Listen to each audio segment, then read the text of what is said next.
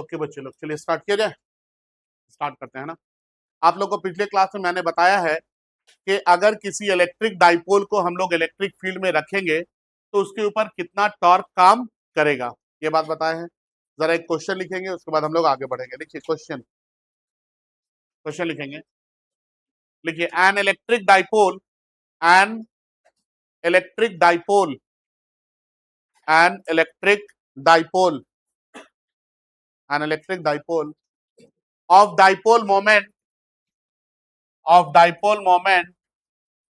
3 into 10 का power -6 coulomb metre of dipole moment 3 into 10 का power -6 coulomb metre 3 into 10 का power -6 coulomb metre is kept in an electric field is kept in an electric field is kept in an electric field of is kept in an electric field of 4 into 10 का power 7 Newton पर coulomb is kept in an electric field of 4 into 10 का power 7 Newton पर coulomb. Full stop. Find torque acting on the dipole. Find torque acting on the dipole. Find torque acting on the dipole. acting on the dipole when number 1 में लिखेंगे, number one में लिखेंगे dipole is parallel to the direction of electric field. Dipole is parallel to the direction of electric field. Dipole is parallel to the direction of electric field.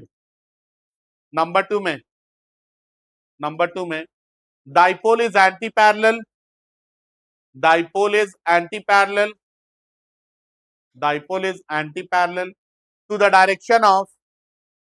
to the direction of electric field.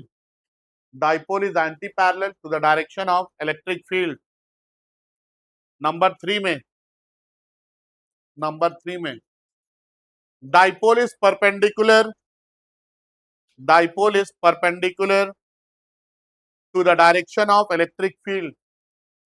Dipole is perpendicular to the direction of electric field. और number four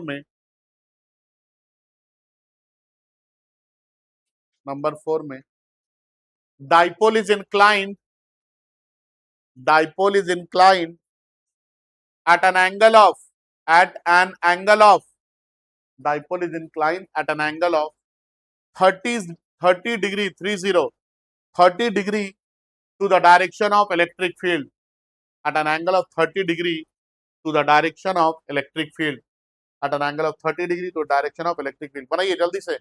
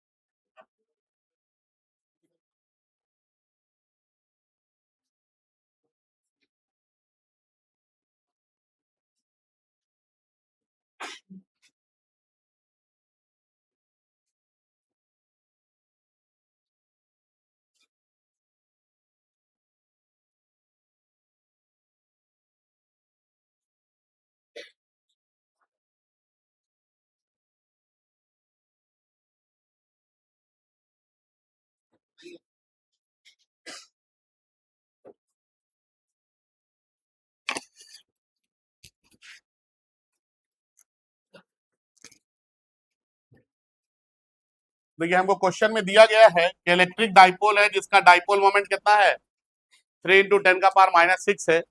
इसको हमने एक electric field में रखा है जिसका value कितना है 4 into 10 का पावर 7 न्यूटन पर कूलम है। पहला सवाल हमको बोला गया है कि बताइए टॉर्क, क्या बताइए टॉर्क, कब बताइए torque when dipole is parallel to the direction of electric field, हाँ या ना।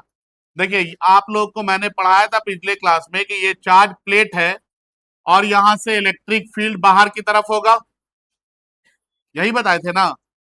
और इस इलेक्ट्रिक फील्ड में इसके पैरेलल हमने एक डाइपोल रख दिया। डाइपोल का मतलब क्या बताए हैं, pair of charges equal in magnitude opposite in nature. And separated by some small distance, ठीक है। तो ये डाइपोल का डायरेक्शन और इलेक्ट्रिक फील्ड का डायरेक्शन दोनों क्या बोला गया पहले सवाल में, सेम है। बोला गया या नहीं बोला गया? थीटा का वैल्यू कितना लिखे हैं? 0 डिग्री बोले हैं ना? कैसे बोले हैं? 30 डिग्री बोले हैं पहले सवाल में। Dipole is parallel to the direction of electric field. Parallel है मतलब क्या है? दोनों के बीच का एंगल 0। आपने टॉर्क के लिए क्या फॉर्मूला पढ़ा है? P sine theta. थीटा की जगह 0 पुट करेंगे, क्या मिलेगा हमको? PE into sine 0। साइन 0 का वैल्यू कितना आ जाएगा? 0। तो टॉर्क कितना मिलेगा आपको? 0। तो अगर आप इलेक्ट्रिक डाइपोल को इलेक्ट्रिक फील्ड के पैरेलल रखेंगे तो यहाँ पे कितना होगा? टॉर्क 0 होगा। इसके बाद दूसरे नंबर पे बोला गया कि opposite to the direction, dipole को कैसे रखें इस बार? Opposite to the direction of electric field, मतलब इस बार दूसरे केस में पॉजिटिव चार्ज इधर है और नेगेटिव चार्ज इधर है, तभी तो अपोजिट डायरेक्शन होगा। और जब डायरेक्शन अपोजिट होता है तो एंगल कितना हो जाता है? 180 डिग्री। डायरेक्शन अपोजिट में एंगल कितना होता है? 180 डिग्री। तो हमको अब निकालना है टॉर्क। टॉर्क क्या है? टॉर्क है पीई साइन थीटा। थीटा की जगह कितना है? 180 डिग्री। तो P इंटू साइन 180। साइन 180 का वैल्यू क्या होता है बच्चों? 0। तो टॉर्क कितना हो जाएगा? 0। चलिए हो गया दूसरा। तीसरा सवाल, डाइपोल इज परपेंडिकुलर। अगर परपेंडिकुलर बोल दिया गया मतलब एंगल कितना बन रहा होगा? मतलब थीटा 90 डिग्री है, हाँ या ना? तो टाउ इज इक्वल टू आपने पढ़ा है पीई साइन थीटा। पी का वैल्यू कितना दिया है क्वेश्चन में? 3 × 10⁻⁻⁶। ई का वैल्यू कितना दिया गया है? 4 × 10⁻7 इंटू साइन 90। कितना आ जाएगा? 4×3 = 12 इंटू 10⁻⁻6 प्लस 7 कितना होगा? 1 इंटू साइन 90 का वैल्यू 1। ये कितना आ गया? 120 न्यूटन मीटर। याद रहेगा? और 10⁻⁻6 10⁻+7 10⁻1 होगा ना? इसके बाद तीसरा क्वेश्चन क्या है? थीटा, सॉरी चौथा क्वेश्चन, थीटा का वैल्यू कितना दिया गया है? 30 डिग्री, हाँ या ना? तो टॉर्क इक्वल टू यही फॉर्मूला लगाएंगे, 3 × 10⁻⁻6 इंटू 4 × 10⁻7 इंटू साइन 30 डिग्री। क्या आ जाएगा? 4×3 = 12 इंटू 10⁻1 और साइन 30 का वैल्यू 1/2। 2 1 2 6 6 इंटू 10 कितना होगा? 60 न्यूटन मीटर। ठीक है, तो इस तरह क्वेश्चन बन जाना चाहिए आप लोगों से। कॉपी कीजिए फास्ट।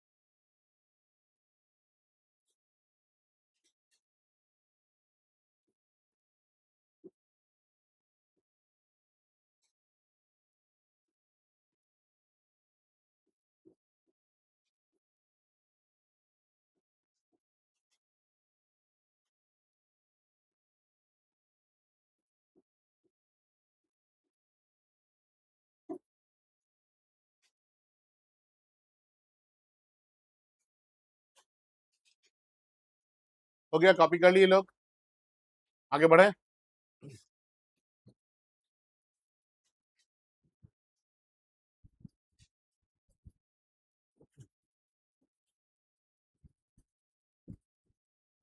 बताएं,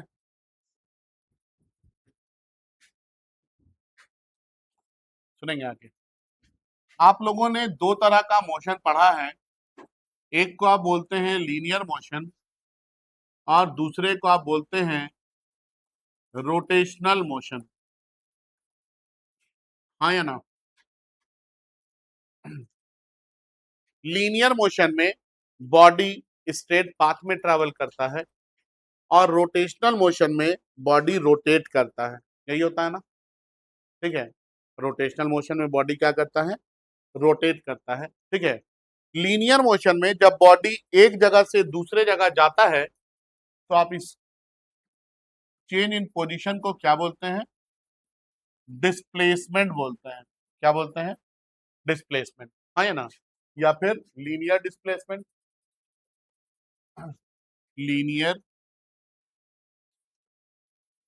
लीनियर डिस्प्लेसमेंट, पता है ये सब बात कि नहीं? ये बॉडी यहां था, यहां से यहां चला गया, तो यहाँ ये जो रास्ता ट्रेवल किया है, शॉर्टेस्ट डिस्टेंस, ये क्या कहलाता है? डिस्प्लेसमेंट कहलाता है। क्या कहलाता है? डिस्प्लेसमेंट। इसी तरह से ये बॉडी ऐसे रखा हुआ है, इसको ऐसे घुमा दिए, तो ये एंगल कवर किया होगा ना, हाँ या ना? इस एंगल को बोलते हैं एंगुलर डिस्प्लेसमेंट। क्या बोलते हैं? Angular displacement. पता है ये सब बात कि पहला पहला बार सुना सुना लग रहा है? एक जगह से दूसरी जगह लीनियर पाथ में गया तो लीनियर डिस्प्लेसमेंट, और ये बॉडी इस तरह से रोटेट किया तो एंगुलर डिस्प्लेसमेंट। क्लियर है? आगे बढ़े, नेक्स्ट। इसके बाद बॉडी एक सेकेंड में कितना डिस्टेंस डिस्प्लेसमेंट कवर करता है, इसको हम लोग वेलोसिटी बोलते हैं। यहाँ पे क्या आता है? लीनियर वेलोसिटी कहलाता है लीनियर मोशन में। और इसी को जब रोटेशनल मोशन में आते हैं तो इसको हम लोग क्या बोलते हैं? एंगुलर वेलोसिटी बोलते हैं, ठीक है। लीनियर मोशन है तो लीनियर वेलोसिटी, एंगुलर मोशन है तो एंगुलर वेलोसिटी, ठीक है ना? इसके बाद लीनियर मोशन होता है तो लीनियर एक्सेलरेशन बोलते हैं। Increase in velocity in 1 second, ये क्या कहलाता है? लीनियर एक्सेलरेशन कहलाता है। और जब रोटेशनल मोशन होता है तो इसको हम लोग क्या बोलते हैं? एंगुलर एक्सेलरेशन बोलते हैं। क्या बोलते हैं? Angular acceleration. जब बॉडी को एक जगह से दूसरे जगह भेजना होता है लीनियर पाथ में, ठीक है, तो आप क्या लगाते हैं? फोर्स लगाते हैं। क्या लगाते हैं? फोर्स लगाते हैं, याद रहेगा। लीनियर मोशन में जब बॉडी को एक जगह से दूसरी जगह भेजना है तो क्या लगाते हैं? फोर्स लगाते हैं। बिल्कुल इसी तरह से रोटेशनल मोशन में जब बॉडी को आपको घुमाना होता है तो क्या लगाते हैं? टॉर्क लगाते हैं। क्या लगाते हैं? टॉर्क। रोटेशनल मोशन में क्या लगाते हैं? टॉर्क। मतलब जो काम लीनियर मोशन में फोर्स कर रहा है वही काम रोटेशनल मोशन में कौन करता है? टॉर्क करता है। जो काम लीनियर मोशन में फोर्स करता है वही काम रोटेशनल मोशन में कौन करता है? टॉर्क करता है। याद रहेगा। आपसे अगर पूछा जाए लीनियर मोशन में वर्क को आप क्या लिखते हैं तो क्या बोलेंगे? क्या बोलेंगे? Work, force into displacement. अगर आपसे पूछा जाए कि रोटेशनल मोशन में वर्क क्या होता है तो आप क्या बोलेंगे? फोर्स की जगह क्या है? टॉर्क। लीनियर डिस्प्लेसमेंट की जगह क्या है? तो क्या लिखेंगे? Tau into theta. याद रहेगा। लीनियर मोशन में वर्क को हम लोग फोर्स इंटू लीनियर डिस्प्लेसमेंट, और रोटेशनल मोशन में वर्क को हम लोग torque into angular displacement. Clear है? समझ में आया ये बात? हाँ या ना? ठीक है, कॉपी कीजिए तो इसको।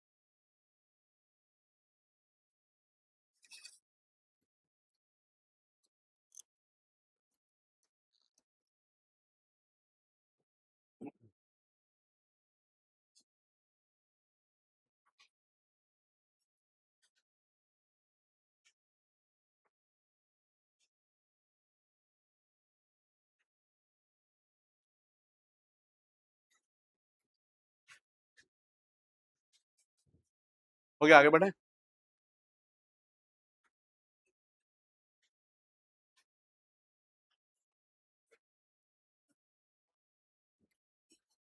हेडिंग में डालेंगे potential energy, potential energy of N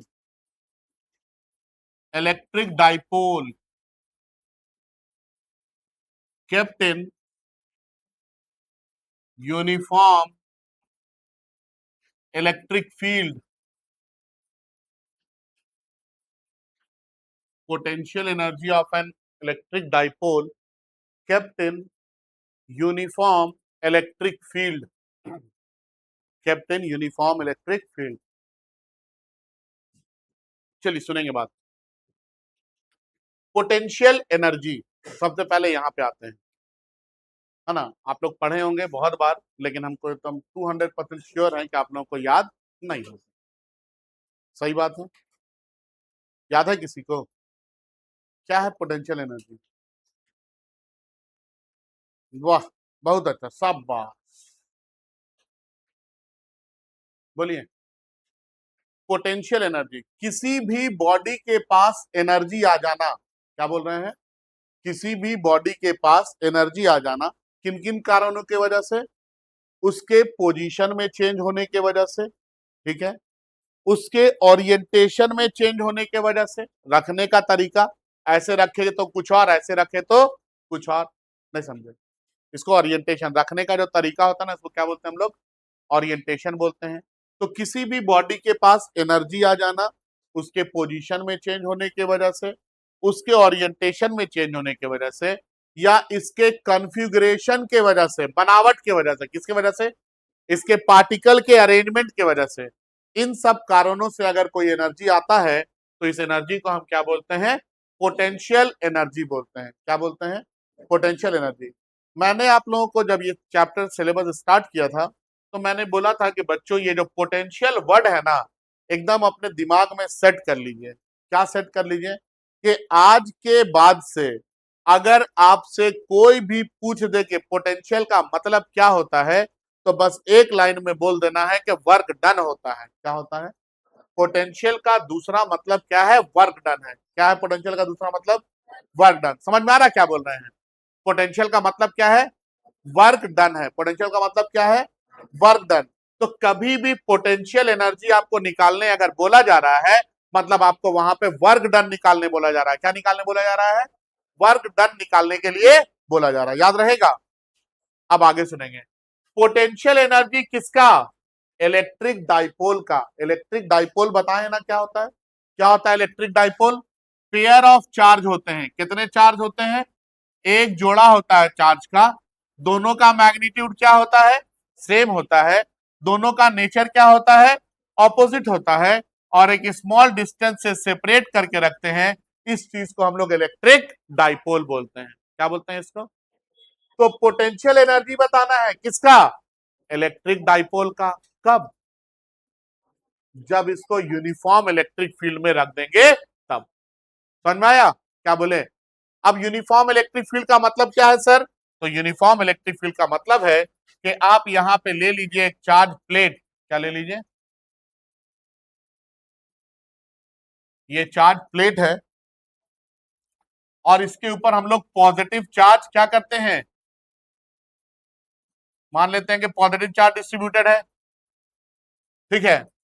आप लोगों को मैंने बताया है कि इलेक्ट्रिक फील्ड जो है ये पॉजिटिव चार्ज से बाहर की तरफ जाता है। इलेक्ट्रिक फील्ड क्या होता है? पॉजिटिव चार्ज से बाहर की तरफ जाता है। तो यहाँ पे याद रखना है कि ये पॉजिटिव चार्ज है, और इस पॉजिटिव चार्ज से इलेक्ट्रिक फील्ड क्या होगा? बाहर की तरफ जाएगा, इस तरह से।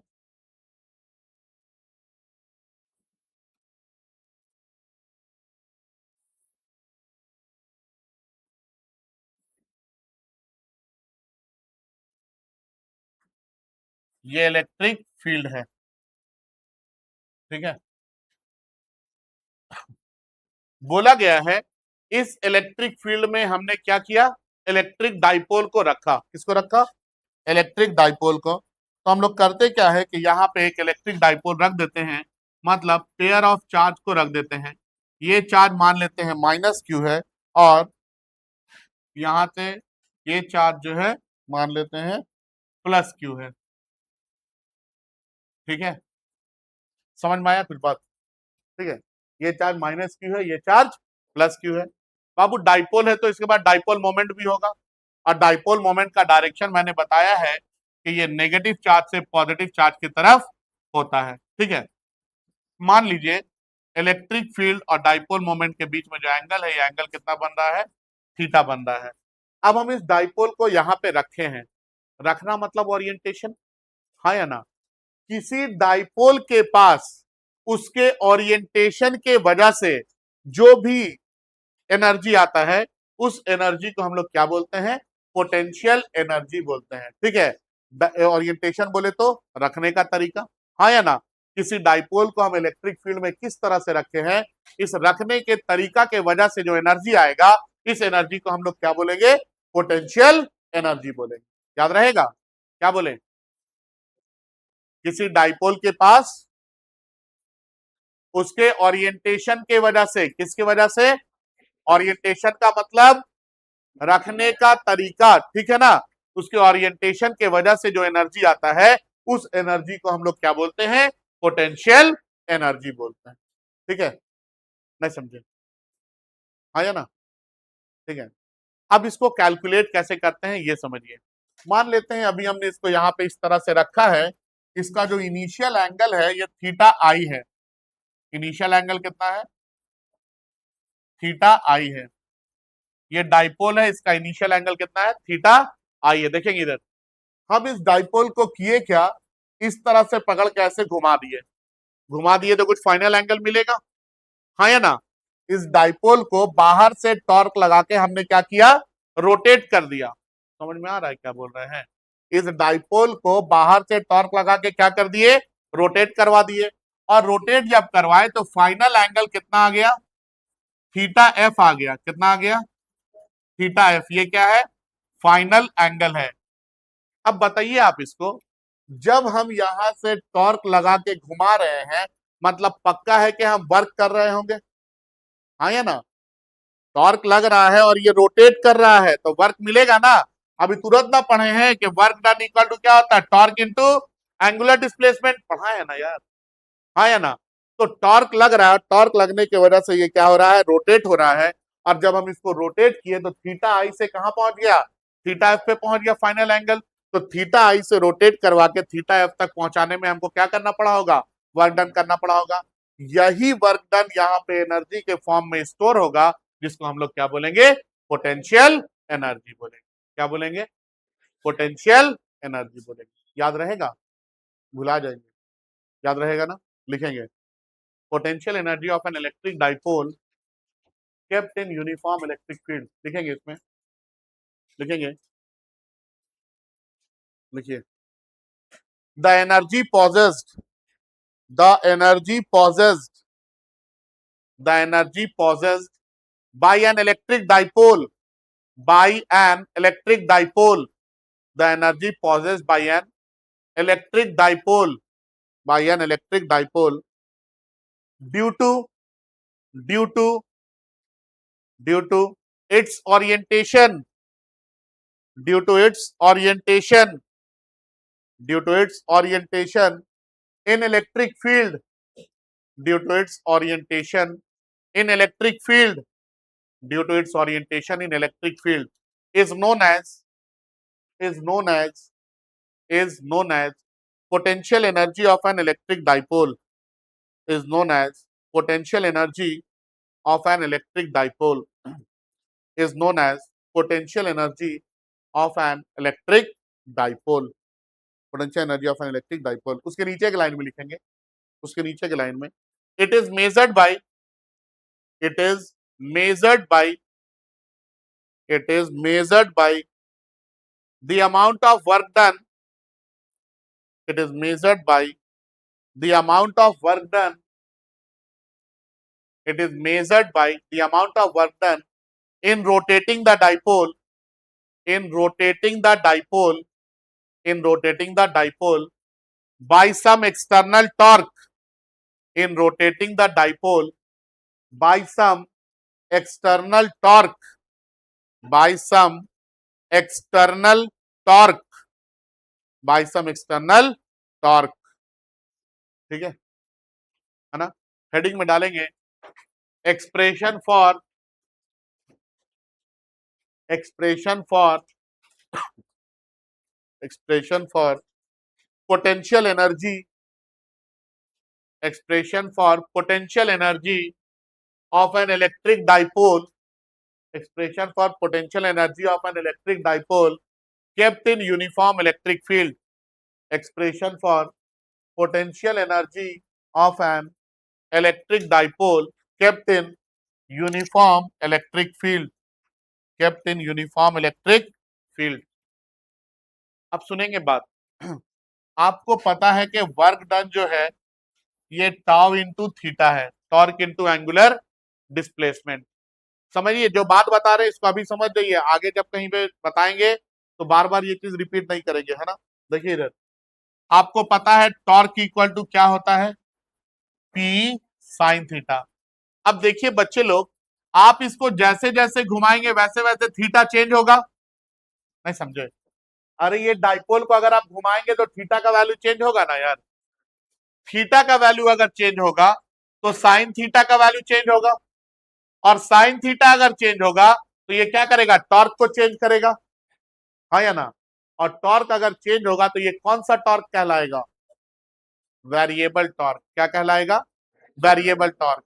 और जब भी टॉर्क वेरिएबल होगा, याद रखेंगे वर्क डन निकालने के लिए ये फॉर्मूला यूज नहीं करेंगे हम लोग, वहां पे मेथड ऑफ इंटीग्रेशन का इस्तेमाल करेंगे। किसका इस्तेमाल करेंगे, मेथड ऑफ इंटीग्रेशन का। इंटीग्रेशन क्या करता है, छोटी सी चीज को बड़ा कर देता है। इंटीग्रेशन क्या करता है, छोटी सी चीज को बड़ा कर देता है। समझ में आ रहा है, हाँ या ना।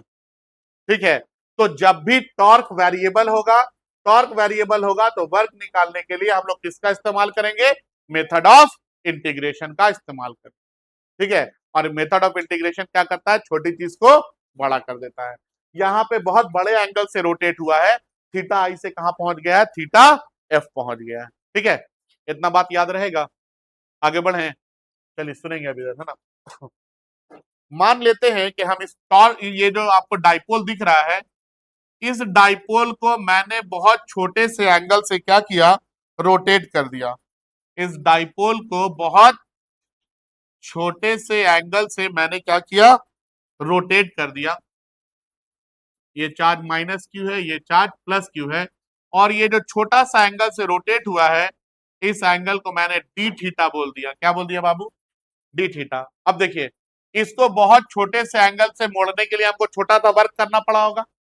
मान लेते हैं डी थीटा एंगल मोड़ने के लिए मैंने कितना वर्क किया, D W amount of work किया। ठीक है, बहुत छोटा सा एंगल, एकदम बहुत छोटा सा एंगल रोटेट करने के लिए हमने कितना वर्क किया, D W amount of work किया। ठीक है, अगर हम आपसे पूछे यहाँ पे पी क्या है तो आप क्या बोलेंगे, इलेक्ट्रिक डाइपोल मोमेंट है, इलेक्ट्रिक डाइपोल मोमेंट। ठीक है, ई क्या है बच्चों, तो ई है इलेक्ट्रिक फील्ड, ई क्या है, इलेक्ट्रिक फील्ड है।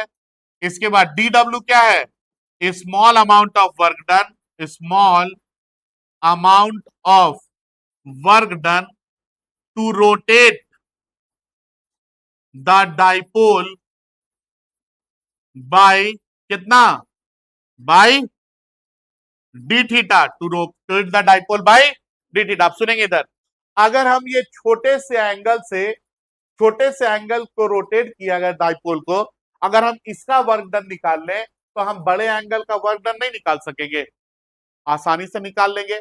अगर हम छोटा वर्क कैलकुलेट कर लेंगे ना तो बड़ा वर्क निकालना मेरे लिए बहुत ही आसान हो जाएगा। क्यों, क्योंकि अगर छोटा वैल्यू पता है तो उसको बड़ा करने के लिए बस सिंपल क्या कर देना है, इंटीग्रेट कर देना है। क्या कर देना है, इंटीग्रेट कर देना है, याद रहेगा। ठीक है, तो देखेंगे इधर, हम लोग जानते हैं, वी नो दैट, क्या जानते हैं, work done is equal to क्या होता है, टाउ इंटू थीटा। यहाँ पे वर्क डन कितना है बाबू, डी डब्ल्यू। टॉर्क हमने क्या लिखा है, टाउ, कितने एंगल से घुमाए हैं, डी थीटा। टाउ से क्या लिखते हैं, टॉर्क। ठीक है, डी थीटा, ये हो गया वन। एंड आप लोग को मैंने कल पढ़ाया था टॉर्क इक्वल टू क्या आता है, पी साइन थीटा होता है, टॉर्क का यही फॉर्मूला है। ये टॉर्क का वैल्यू उठाएंगे 1 में पुट कर देंगे, ठीक है। Putting value of tau in 1 क्या मिलेगा आपको, D W equal to PE sine theta into D theta. Variable यहाँ पे कौन है, थीटा है, मतलब हमको क्या करना है, थीटा को इंटीग्रेट करना है। ये आपने बहुत छोटा सा वर्क निकाला, कितने एंगुलर डिस्प्लेसमेंट के लिए, डी थीटा।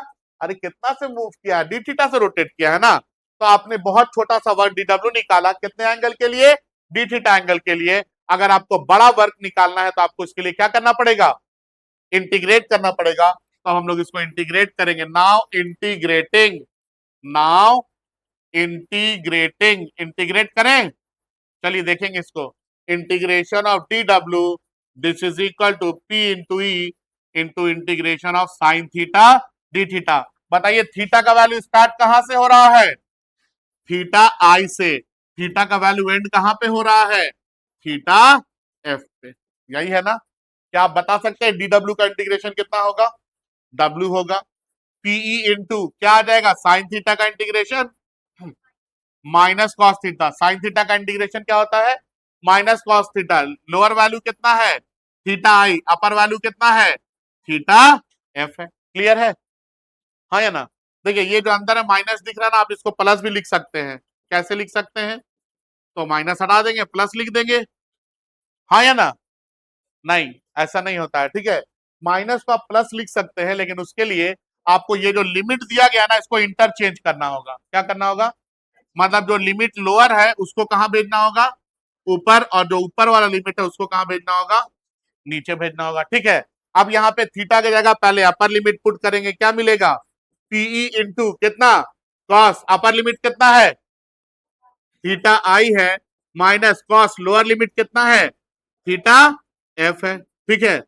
ये जो आपने निकाला है ये अमाउंट ऑफ वर्क डन है इस डाइपोल को इस इलेक्ट्रिक फील्ड में घुमाने के लिए, कितने एंगल से, थीटा एंगल से स्टार्ट करके कहां तक जाना है, थीटा एफ तक जाना है। थीटा आई से स्टार्ट करेंगे और कहां तक जाएंगे, थीटा एफ तक। समझ में आ रहा है कुछ, हो सकता है 30 डिग्री से स्टार्ट करे 120 डिग्री तक चले जाए, 15 से स्टार्ट करे 60 डिग्री तक चले जाए, कर सकते हैं ना, 60 से स्टार्ट करे 30 तक चले जाए, ऐसा भी कर सकते हैं, ठीक है। तो इनिशियल एंगल से लेके कहां तक, फाइनल एंगल तक। और यही वर्क डन बच्चे लोग यहाँ पे एनर्जी के फॉर्म में स्टोर होता है, जिसको हम क्या बोलते हैं, पोटेंशियल एनर्जी बोलते हैं, ठीक है। तो यहाँ पे हम लिखते हैं this work done is stored in form of energy known as कौन सा एनर्जी, पोटेंशियल एनर्जी। तो याद रखेंगे कभी भी अगर आपको पोटेंशियल एनर्जी निकालने बोला जाए, आप सिंपल से एक काम करेंगे, क्या निकाल देंगे, वर्क डन निकाल देंगे। क्या निकालेंगे, वर्क डन। तो पोटेंशियल एनर्जी को यू से रिप्रेजेंट करते हैं, यू इज इक्वल टू कितना आ जाएगा, cos theta I minus cos theta F. Clear है, नहीं क्लियर है,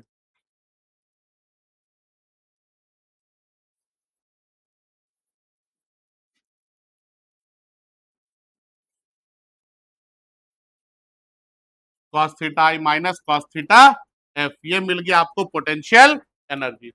चलिए आगे सुनेंगे इधर प्लीज, बातचीत नहीं। मान लीजिए स्पेशल केस है ना, स्पेशल केस, और इसमें है case 1,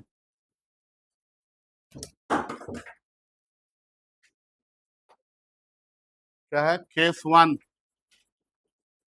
if initial angle theta हो और फाइनल एंगल 90 डिग्री हो जाए, ठीक है। इनिशियल एंगल कितना हो, थीटा हो, मतलब किसी भी एंगल पे हम रख दिए हैं इस डाइपोल को, ये एंगल कितना है, थीटा है, फाइनल 90, मतलब दोनों एक दूसरे के क्या आ जा रहा, मतलब इलेक्ट्रिक डाइपोल जो है ये इलेक्ट्रिक फील्ड के क्या होगा, परपेंडिकुलर हो जाएगा, हाँ या ना। तो देखते हैं क्या मिलेगा हम लोगों को, इनिशियल एंगल थीटा है, फाइनल एंगल 90 है, आपको मिलेगा work done is equal to PE into cos, initial angle कितना, theta minus cos final angle कितना, 90, कॉस 90 का वैल्यू क्या होता है बच्चों, 0, तो क्या आ जाएगा ये cos theta minus zero, cos theta minus zero क्या मिलेगा आपको? आपको मिलेगा W is equal to PE into cos theta. PE cos theta को आप क्या लिख सकते हैं बच्चे लोग? इसको लिख सकते हैं vector P dot vector E। आपने पढ़ा होगा vector A dot vector B क्या होता है? ए बी कॉस थीटा होता है। तो अगर A डॉट B को ए बी कॉस थीटा लिखते हैं तो P कॉस थीटा को क्या लिखेंगे? Vector P dot vector E। ठीक है, इसके बाद केस 2, अगर ऐसा हो जाए कि इनिशियल एंगल ही 90 हो, इनिशियल एंगल कितना हो? 90 हो और फाइनल एंगल कुछ थीटा हो जाए, फाइनल एंगल क्या हो जाए? थीटा। इनिशियल एंगल 90 हो मतलब क्या है इसका?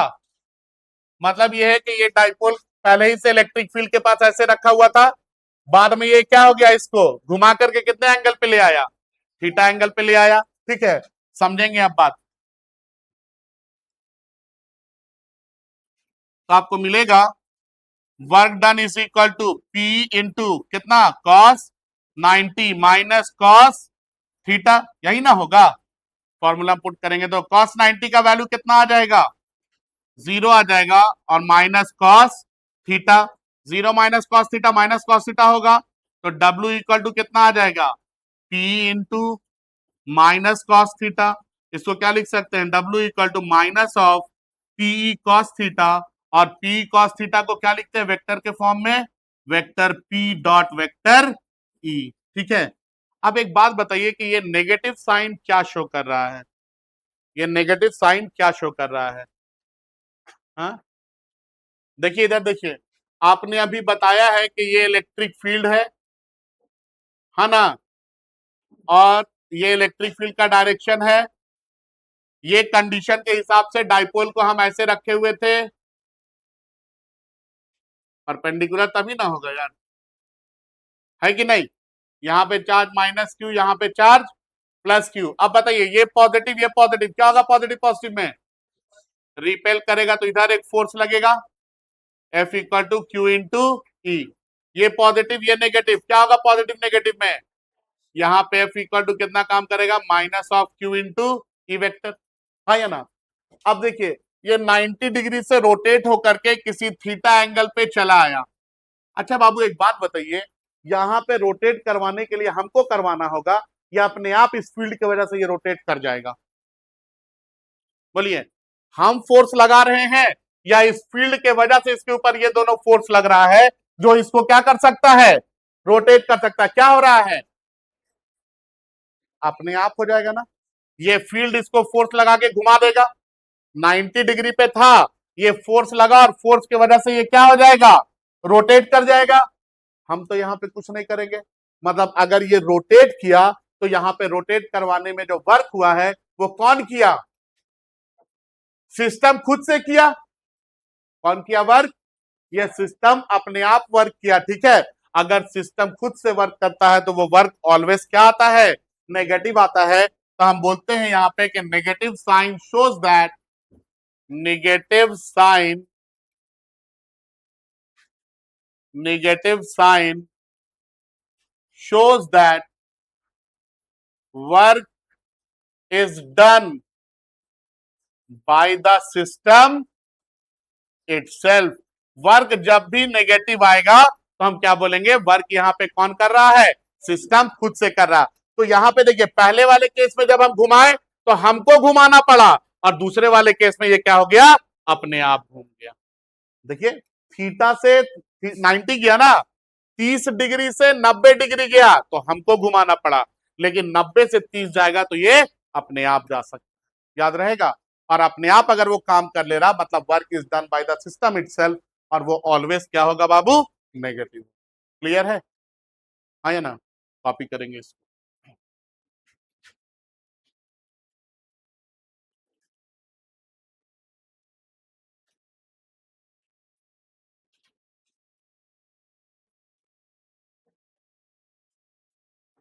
दिख रहा सबको? चलिए कॉपी कर लीजिए।